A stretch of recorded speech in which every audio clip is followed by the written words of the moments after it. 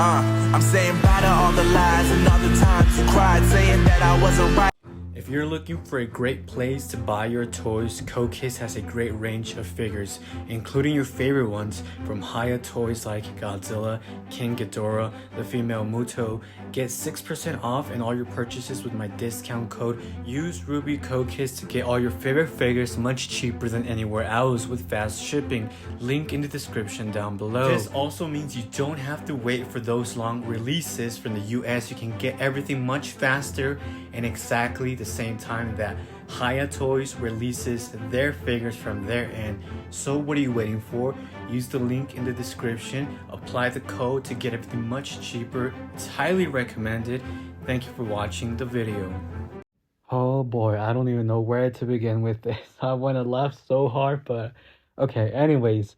MonsterArts is indeed going to release a 2-pack with Suko and Mothra. Release date is for February 2025. Pre-orders open on July 26th. Anyways, it says that it's made from a completely brand new mold, aka Suko. His height is about 70 millimeters. And Mothra, she's using the same mold as before, but what's new with Mothra is that she's rocking a brand new color paint job throughout her body to recreate that beautiful scene that we saw from the movie. Now for the bonuses that you get for purchasing this set is you get another head for Kong. This time it's the one roaring, the same one that we've seen already. I'm not sure why they didn't give you a different expression. It's like the same one that's been featured with, I believe, Scar King or Godzilla. I can't remember. There's so many versions, so many accessories that you have to buy just to get different sets for Kong, if that makes any sense.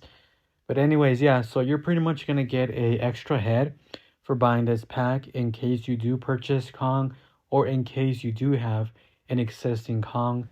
As of making this video, there's currently no price point for this set, but I wouldn't be surprised if it's on the expensive side.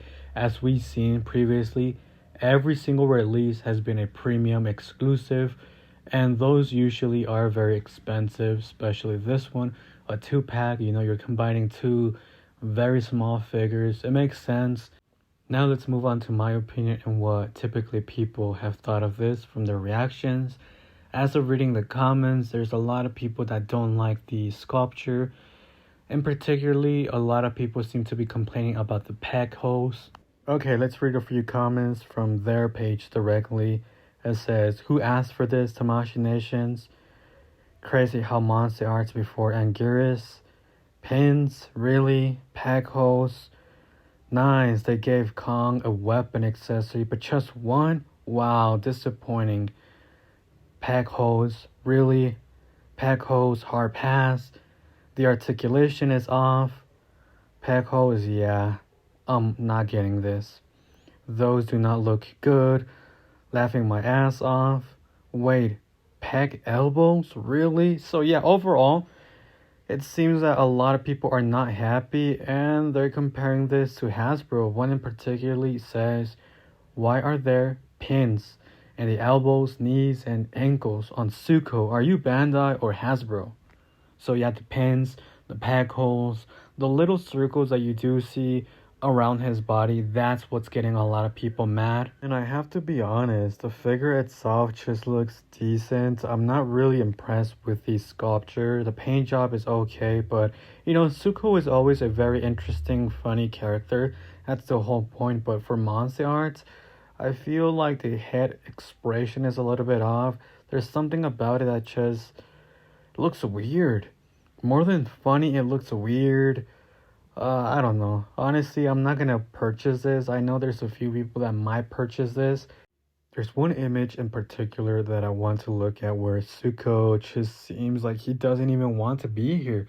I mean, look at this. This comes directly from the trailer, and they're trying to recreate that one scene where you see like Suko above this mountain. He's about to, you know, roar and all that. But I don't know, just looking at his expression, like, little bro does not want to be here. Just look at him, his eyes, he's like, yeah, get me out of here. I don't want to be here. What have they done to my body?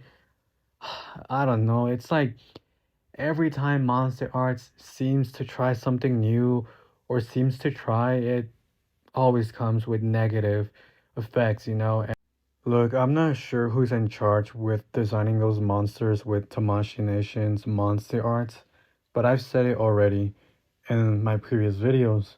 There has to be a check-in, there has to be a new team coming in to make actual figures that have, you know, accuracy on them, good paint jobs, details, everything that looks 100% on point, because at this point it just seems like they're being lazy. They're not even trying.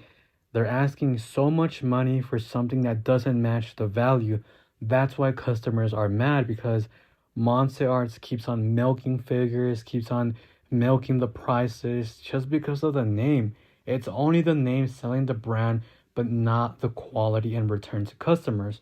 By no means is this like the worst figure, but it's not up to standards from what they've been delivering and from what other departments deliver, like figure arts or, you know, the Monster Hunter line from the Yu-Gi-Oh line. Those are incredible, and you can tell there's people that have passion creating those figures, those sculptures, the paint job, the accessories.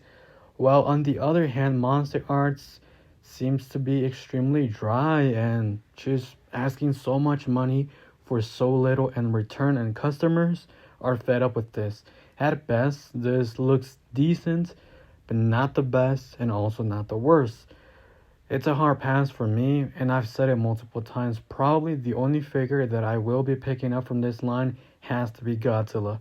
From all the figures, it's probably Godzilla that has to be the best from the previous molds and designs that we've seen.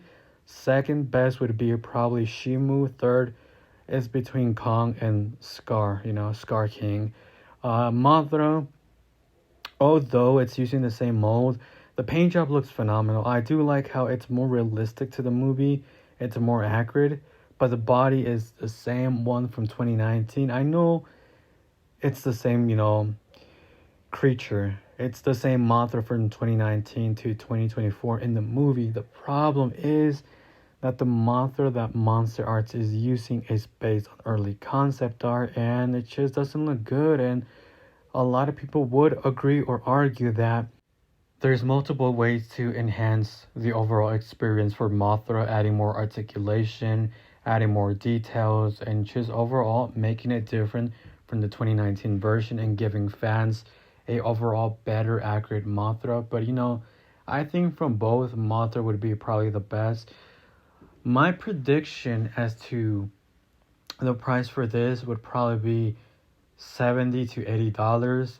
Personally, I think this should be offered at $35 to $45 at most. Surpassing that would be over the top expensive.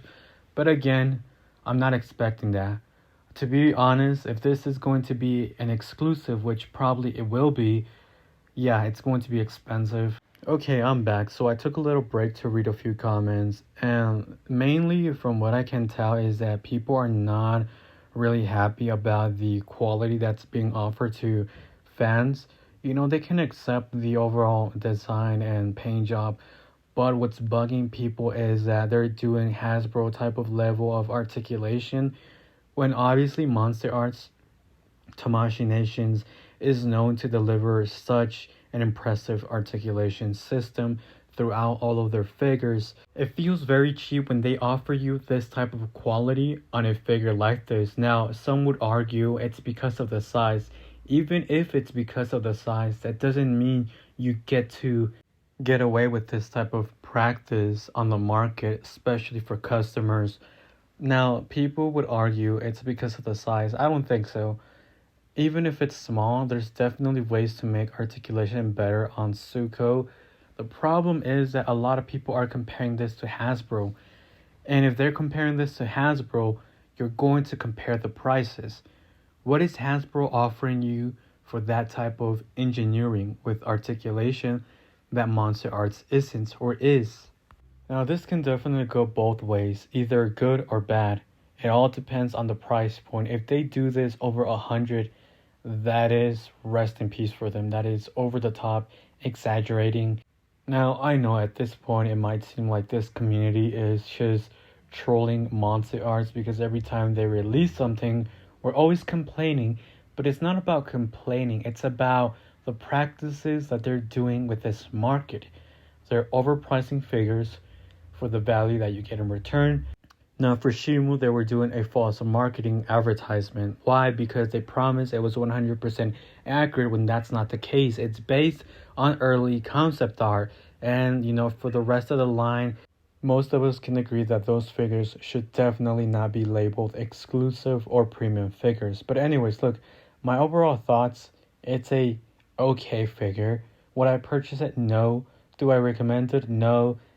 It's up to you whether you want to purchase this or not, but I've mentioned it multiple times. I am not supporting a company like this, and the only figure that I might pick up is Godzilla at most, but I'm still doubting it. I'm still, thinking about it. Should I or should I not? Because that's a lot of money. Almost $200 for that figure? Yeah, I don't know. So we got more information. Suko stands at 2.8 inches. Mothra wingspan is 11.4 inches. Okay, so we do have an estimate for the price, and it's going to be 71 USD. Now, the price and the release date for the US version will be different. It's going to be more expensive. If the Japanese version is already aiming for 71, expect the US version to be well over $100, probably 100 plus shipping, 120. Yeah, this is definitely a hard pass.